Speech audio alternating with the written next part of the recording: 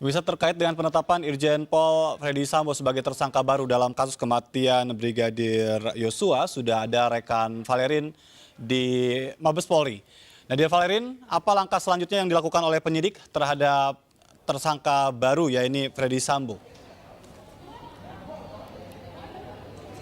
Ya, selamat malam, Ajat dan juga pemirsa. Baru saja Kapolri Jenderal Polisi Sigit Prabowo melaksanakan konferensi pers terkait pengumuman penetapan tersangka baru untuk kasus penembakan terhadap Brigadir Nofriansyah Yosua Huta Barat ataupun Brigadir J yang terjadi 1 bulan lalu, tepatnya 8 Juli 2022 di rumah dinas mantan Kadif Propam Polri Irjen Pol Verdi Sambo.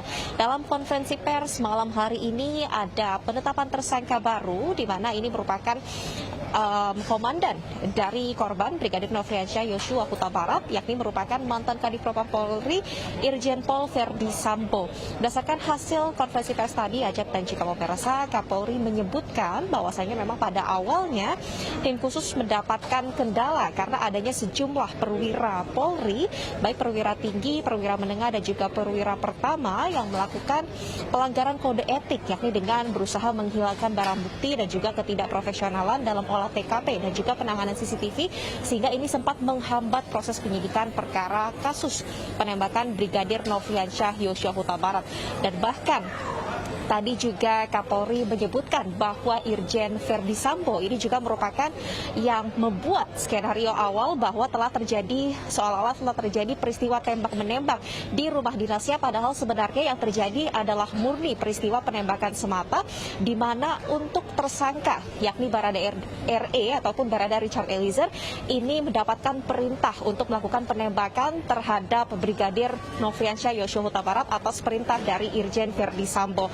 Oleh karenanya untuk kasus ini, Ajat dan juga pemirsa, 4 orang telah ditetapkan sebagai tersangka, yakni merupakan Irjen Verdi Sambo, kemudian 3 diantaranya merupakan sopir dan juga ajudan Putri Chandrawati, istri dari Irjen Verdi Sambo, yakni merupakan Barada Richard Eliezer, kemudian juga Brigadir RR ataupun Brigadir Ricky Rizal, dan 1 merupakan sipil, sopir Putri Chandrawati berinisial KM, yang mana untuk keempat tersangka ini ditetapkan sebagai tersangka melalui gelar perkara dan juga pengumpulan sejumlah barang bukti dan juga melalui hasil dari barang bukti forensik lainnya, dan mereka dijerat melanggar pasal terkait pembunuhan berencana, yakni sesuai dengan pasal 340 KUHP dengan ancaman hukuman pidana mati ataupun penjara seumur hidup. Dan untuk saat ini, Ajat dan juga pemirsa, perkembangan kasus ini tentunya Kapolri melalui tim khusus yang telah dibentuk juga akan terus melanjutkan penyidikan perkara ini, di mana memang tadi juga masih ada hal yang belum diungkapkan oleh tim khusus ini, diantaranya yakni motif apa sebenarnya Irjen Verdi Sambo kemudian memerintahkan anak buahnya untuk melakukan penembakan terhadap Brigadir Nofriansyah Yosua Huta Barat. Karena tadi, Ajat, kami juga sempat menanyakan perihal dengan pernyataan awal Polri yang sempat menyebutkan bahwa Brigadir Joshua ini melakukan pelecehan seksual terhadap Putri Chandrawati, istri Irjen Verdi Sambo. Tadi kami menanyakan apakah dengan adanya fakta baru ini bahwa tidak ada peristiwa tembak-menembak, apakah ini menggugurkan keterangan terkait pelecehan seksual tersebut. Namun Kapolri menjawab bahwasannya hal ini masih didalami, bahwa untuk motif apa sebetulnya yang membuat Irjen Verdi Sambo menyuruh anak buahnya untuk melakukan penembakan terhadap Brigadir Joshua ini masih didalami, sehingga Kapolri belum dapat memastikan ataupun belum dapat mengiyakan apakah memang betul tidak ada indikasi pelecehan seksual yang dilakukan oleh Brigadir Joshua. Sementara itu juga tadi Kapolri menyebutkan bahwa telah ada juga penambahan untuk jumlah perwira yang diperiksa dalam perkara ini yang diduga melakukan pelanggaran kode etik karena dari ketidakprofesionalannya dan juga berusaha menutupi dan juga menghilangkan barang bukti ini menyebabkan terhambatnya proses penyidikan perkara ini. Sudah ada total 31 perwira Polri yang menjalani pemeriksaan terkait dugaan pelanggaran kode etik, dan bahkan 11 diantaranya sudah ditempatkan di tempat khusus untuk menjalani pemeriksaan lebih lanjut. Dan untuk kedepannya, Ajat dan juga pemirsa, ini memang tim khusus Polri masih akan terus melakukan pendalaman, dan tentunya juga kami masih menunggu untuk update selanjutnya apa sebetulnya motif di balik peristiwa penembakan 8 Juli 2022 lalu yang diperintahkan oleh Irjen Verdi Sambo kepada anak buahnya. Ya, Ajat. Baik, terima kasih Nadia Valerin melaporkan langsung dari Mabes Polri. Selamat bertugas kembali. Dan pemirsa, kita lanjutkan perbincangan kita malam hari ini. Sudah turut bergabung melalui sambungan Zoom ada kuasa hukum dari Barada E, Deolipa Yumara, dan juga pakar hukum pidana Hairul Huda. Selamat malam Bapak-Bapak. Selamat malam. Baik, saya ingin ke Mas Deolipa. Ini bicara tentang pengakuan dari klien Anda, ya, Barada E. Apakah ada pernyataan terkait dengan untuk apa penembakan itu dilakukan? Begini, sebenarnya Baradae ini diperintah langsung untuk menembak. Yang memerintah itu Pak Ferdi Sambo sendiri. Dia langsung, woi tembak, tembak, tembak. Itu ceritanya. Karena ini kan sudah jadi tersangka, dia kan kita boleh bicara enak ya. Iya. Tembak, woi tembak. Nah itu ceritanya. Ini kan pangkatnya rendah nih Barada ini. Barada diperintah sama jenderal. Ketakutan lah. Dia juga berpikir kalau dia kemudian nggak menembak, dia bisa ditembak. Karena udah terjadi suasana begini kan. Ini kan masalah pembuktian nanti. Kalau dia nggak nembak tentunya ikut mati. Ini jadi persoalan. Jadi ada rasa takut dan ada rasa diperintah sebagai oleh pimpinan. Apalagi Barada E ini adalah seorang brimob. Brimob ini kan korsanya tinggi. Saya selalu dengan brimob, korsanya tinggi. Dan dia akan taat perintah atasannya.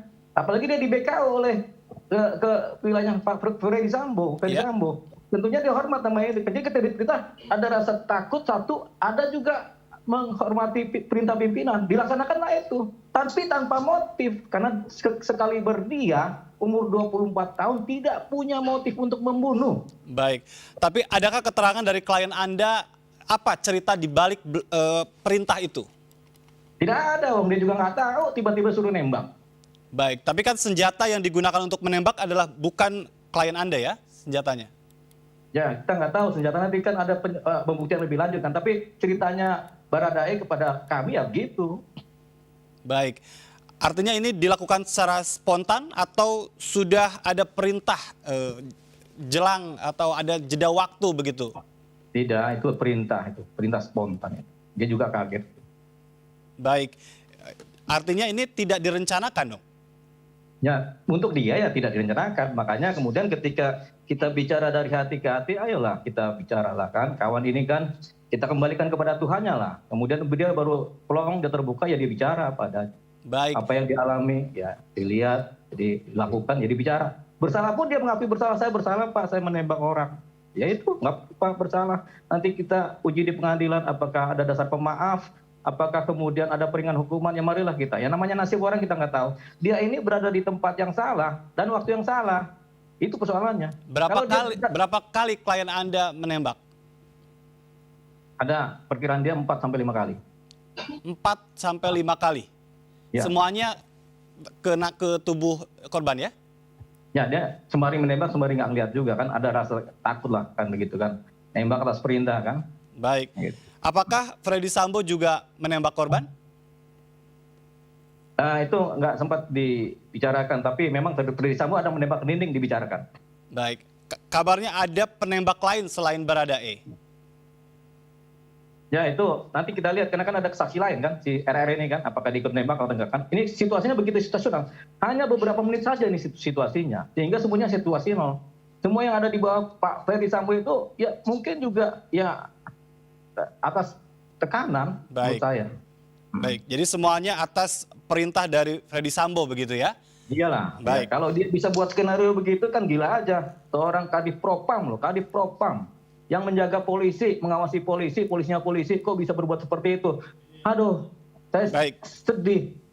Baik, saya ingin ke Mas Hairul Huda. Mas Hairul Huda, melihat konstruksi pasal demi pasal yang disangkakan, bagaimana Anda melihat kasus pidana ini? Iya, memang ada penyertaan, ada pembantuan.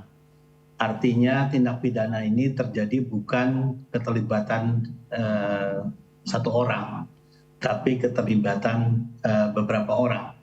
Indikasi itu sebenarnya sudah terlihat ketika pertama kali Baradae ditetapkan sebagai tersangka.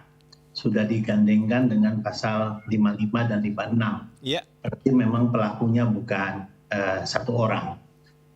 Cuma memang perlu diperhatikan lebih lanjut, terutama dengan posisinya Baradae ini. Kalau dari paparan Pak Irwasum, Pak Kabar Eskrim termasuk Pak Kapolri sendiri, memang pengungkapan kasus ini yang kemudian sampai berujung penetapan tersangka Irjen FS itu peran Baradae ini luar biasa dalam membuka tabir kasus ini, Iya. membuka kotak Pandora kasus ini.